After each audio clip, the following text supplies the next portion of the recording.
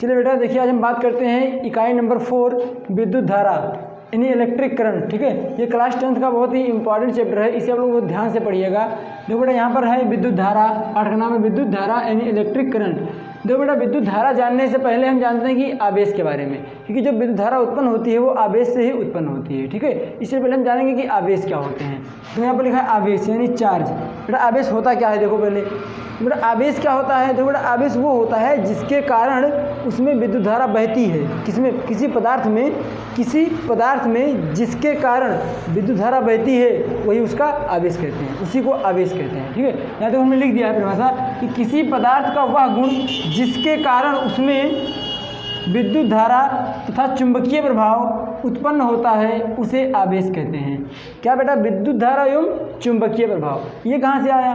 देखो बेटा ध्यान दो, जहाँ पर अगर कहीं विद्युत धारा उत्पन्न हो रही है, कहीं पर करंट बह रहा है, तो उसमें कहीं ना कहीं चुंबक का गुण आएगा ही आएगा, चाहे थोड़ा हो चाहे ज़्यादा हो।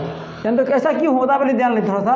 तो बेटा ऐसा होता इसलिए है कि उसमें जब फ्लो होते हैं तो आवेश में इलेक्ट्रॉन ही तो फ्लो होते हैं, है ना, आवेश में इलेक्ट्रॉन फ्लो होते हैं। ठीक, और बेटा देखो यहाँ पर ध्यान दो, आप लोग देखे हो इसमें होता क्या है, दो होते हैं, एक प्लस होता है एक माइनस होता है। ठीक, इसको जोड़ते हैं बेटा जब ऐसे, तो आवेश यहाँ से प्रवाहित होने लगते हैं ऐसे। ठीक है, आवेश निकलने लगेंगे इधर से ऐसे। ठीक है बेटा, तो आवेश निकलने लगेंगे इधर से, इधर जाएंगे। ठीक है बेटा, यहाँ पे और यहाँ प्लस चार्ज है तो ये टक्कर होंगे, इनका टक्कर होता है। ठीक है, ध्यान दो बेटा, आवेश जब इधर से बहता है धारा इधर से बहती है, मतलब जो विद्युत धारा होती है वो आवेश प्रवाह के विपरीत होती है। अभी बताएंगे इसके बारे में। ठीक है, तो यहाँ देखो जब ये जाएंगे इधर से इधर बहेंगे, इधर धनावेश इधर ऋणावेश है। ठीक, तो इनके बीच में टक्कर होगा और टक्कर होगा तो एनर्जी निकलेगी, जब एनर्जी निकलेगी तो चुंबकीय गुण आ जाएगा।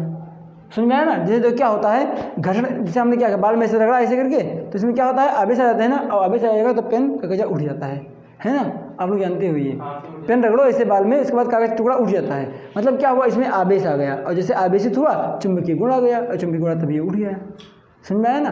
तो मतलब जहाँ पर भी आवेश रहेंगे वहाँ पर चुंबकीय गुण पाया जाएगा। ठीक है, तो वही लिखा हुआ है कि किसी पदार्थ का वह गुण जिसके कारण उसमें विद्युत धारा तथा चुंबकीय प्रभाव उत्पन्न होता है उसे विद्युत आवेश कहते हैं। ठीक, चाहे चुंबकीय गुण का हो चाहे विद्युत धारा उत्पन्न होगा तो उसे चुंबकीय प्रभाव कहेंगे, मतलब विद्युत धारा से कहेंगे। ठीक है ना? अब देखो बेटा, इसे प्रदर्शित क्यू से करते हैं, इसका मात्रक कूलाम होता है। किसका? आवेश को दिखाते हैं क्यू से, ये क्यू लिखा है, डिब्बा नहीं है। ठीक ना, क्यू से दिखाते हैं, इसका मात्रक क्या होता है? कूलाम। बेटा इसको शॉर्टकट में सी भी बोलते हैं, कूलाम को सी भी कहते हैं शॉर्टकट में। ठीक है ना, यहाँ देखो हमने क्या किया है, देखो यहाँ फार्मूला बेटा Q बराबर NE, ये आवेश जो है Q बराबर NE होता है। ये देखो बेटा क्या है, इसका मतलब ये हुआ, यहाँ पर देखो जहाँ N क्या है इलेक्ट्रॉन की संख्या होती है, जो ये N लिखा देख रहे हो ये क्या है, ये इलेक्ट्रॉन की संख्या है, और जो ये E है ये इलेक्ट्रॉन है, इसका मान कितना होता है 1.6 10⁻⁻19 कूलाम। ठीक है, एक इलेक्ट्रॉन पर उपस्थित आवेश जो होते हैं इतना ही होते हैं, इतने होते हैं। ठीक है ना, ये इलेक्ट्रॉन का मान होता है 1.6 10⁻⁻19 कूलाम। ठीक है बेटा, ये आपको वैल्यू याद रखनी पड़ेगी, ये वैल्यू ध्यान में रखना, इस वैल्यू का ज़्यादा उपयोग है, अभी सवाल में इसका ज़्यादा उपयोग किया जाता है। ठीक है ना, तो इस वैल्यू को आप ध्यान रखिएगा कि ई का मान कितना होता है 1.6 × 10⁻90 कूलाम। ठीक, ये ध्यान रखिएगा। ठीक है बेटा, और ये फार्मूला भी याद रखिएगा Q बराबर NE। ठीक, ऐसे आप लोग लो, इसका उधर हेडिंग करते हैं हम फिर विद्युत धारा, पहले से नोट करो तब। चलिए बेटा आप देखते हैं विद्युत धारा क्या होती है। ठीक, देखो अभी हमने जाना आवेश क्या होते हैं। बेटा आवेश क्या होते हैं, अभी हमने बताया कि किसी पदार्थ का वह गुण जिसके कारण उसमें क्या होती है विद्युत धारा तथा चुंबकीय प्रभाव उत्पन्न होता है वो क्या होते हैं, आवेश कहते हैं। ठीक, इसे क्यू से दिखाते हैं। ठीक, इसका मात्रक क्या होता है बेटा, कूलाम होता है, अभी हमने देखा और फार्मूला भी देखा। ठीक, अब देखो यहाँ पर, देखो बेटा यहाँ पर क्या है विद्युत धारा।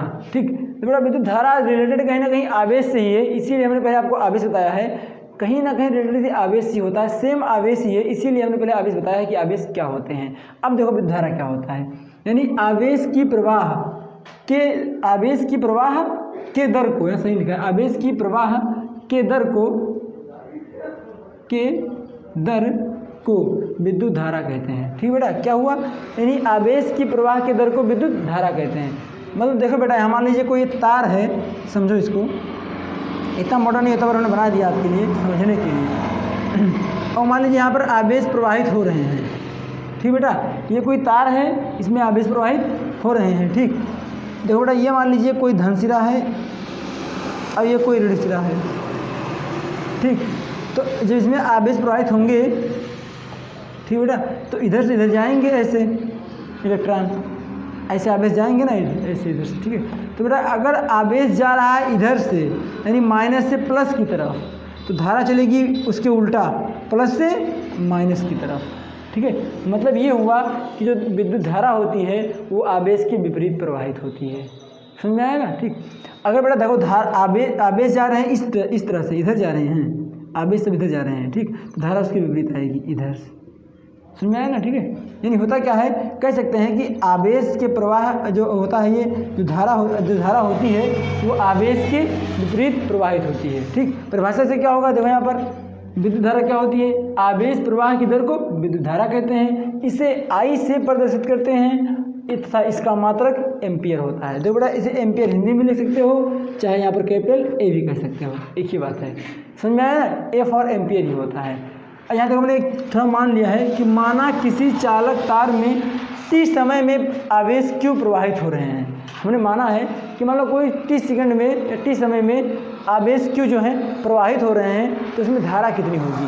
मान लो ऐसे आ जाए धारा निकालने के लिए, तो इसके लिए फार्मूला क्या होता है, I बराबर Q अपॉन टी, I बराबर Q अपॉन टी, ठीक है। ये फार्मूला होता है किसके लिए, जब मुझे विद्युत धारा काउंट करना होगा, ठीक है। मतलब वो समय, अब इस पर सवाल आता है बेटा, आपको समय दिया जाएगा कि इतने समय में इतने आवेश प्रवाहित हो रहे हैं, तो इसमें तो धारा कितनी प्रवाहित होगी, ठीक है ना।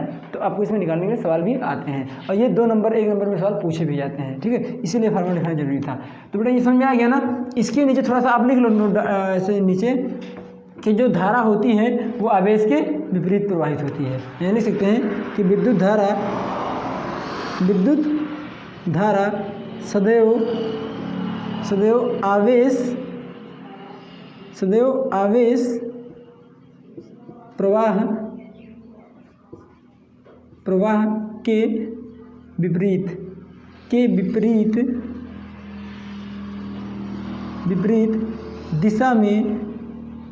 विपरीत दिशा में प्रवाहित होती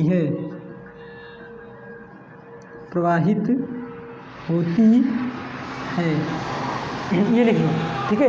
हमेशा ध्यान रखना बेटा, जो धारा होती है वो हमेशा आवेश के विपरीत ही प्रवाहित होती है, ठीक है। कभी उसकी दिशा में नहीं होगी। अगर आवेश जाएगा इधर से, धारा आएगी इधर से, जस्ट अपोजिट होता है इसके, ठीक है। कभी समान नहीं होता है, ठीक। नोट कर लो इसको।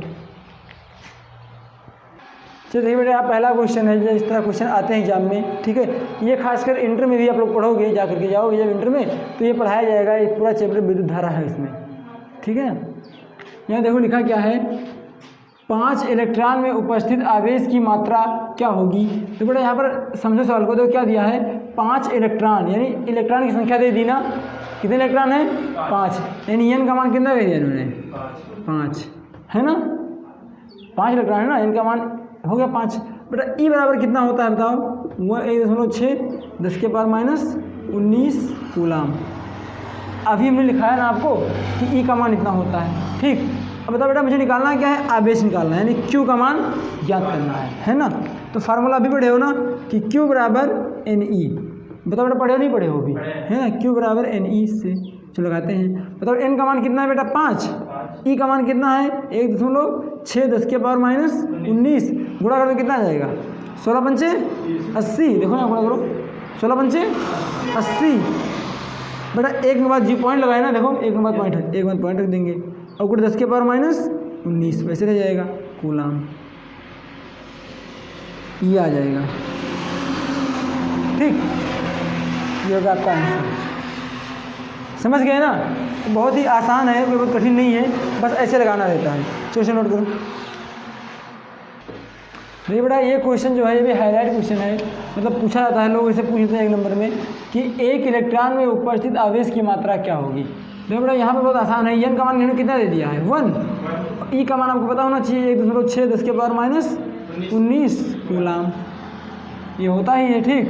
बेटा हमें निकालना है Q बराबर NE लगा देते हैं, n का मान 1, E का मान कितना 1.6 10 के पावर माइनस 19, कितना आएगा 16 एक कम 16, n.6 हो जाएगा, 10 के पावर माइनस 19 कूलाम, ठीक। ये हो जाएगा Q का मान।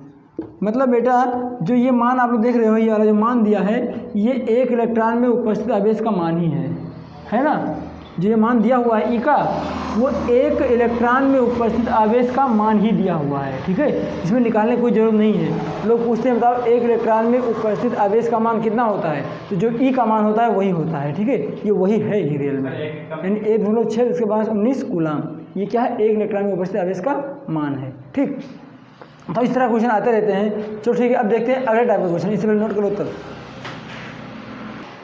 देखिए बेटा, अब ये दूसरा टाइप क्वेश्चन हो गया है, थोड़ा देखो यहाँ पर क्या कह रहा है। कह रहा है यदि किसी चालक तार में प्रवाहित धारा 2 एम्पीयर है तथा चालक में उपस्थित आवेश 4 कूलाम है, तो आवेश में प्रवाह का समय ज्ञात कीजिए। मतलब बेटा यहाँ देखो क्या दिया है इन्होंने दे दिया है मुझे आई कितना दिया है, 2 एम्पीयर। ठीक, अब बेटा क्या दिया है फिर आवेश, क्यू बराबर कितना दिया है, 4 कूलाम। चाहे एम्पियर हिंदी चाहे ऐसे लिख दो, एम्पियर लिख सकते हो, लिखना चाहो तो ऐसे देखो एम्पियर और यहाँ कूलाम। ठीक है, इस तरह से चाहे सी लिख दो चाहे ए, देखिए बात है, समझ में आया ना। ठीक, बेटा कह रहे हैं क्या, टी बता दो समय कितना होगा। ठीक बेटा, ये वाला फार्मूला आप पढ़े हो ना, जिसमें टी और आई और क्यू आता हो। क्या पढ़े हो अभी, आई बराबर क्यू अपॉन टी, यही तो पढ़े हो, आई बराबर क्यू अपॉन टी है ना। ठीक बेटा, आई का मान कितना है 2 और क्यू का मान 4 है, टी नहीं पता है, इस नीचे 1 कर देते हैं। ठीक है ना, तो कर देंगे क्रॉस गुणा, कितना आएगा 2t और यहाँ 4। बेटा टी आएगा, 2 जाएगा इसके नीचे ना, तो कितना हो जाएगा, टी बराबर 4/2 और 2 1 कम 2 दूनी 4, यानी टी बराबर कितना आया, 2 सेकंड। 2 सेकंड, एक मतलब कुछ होता ही नहीं नीचे, कितना आया 2 सेकंड, एक का मतलब कुछ नहीं होगा। ठीक है, ये आ जाएगा टी का मान। ठीक, देखो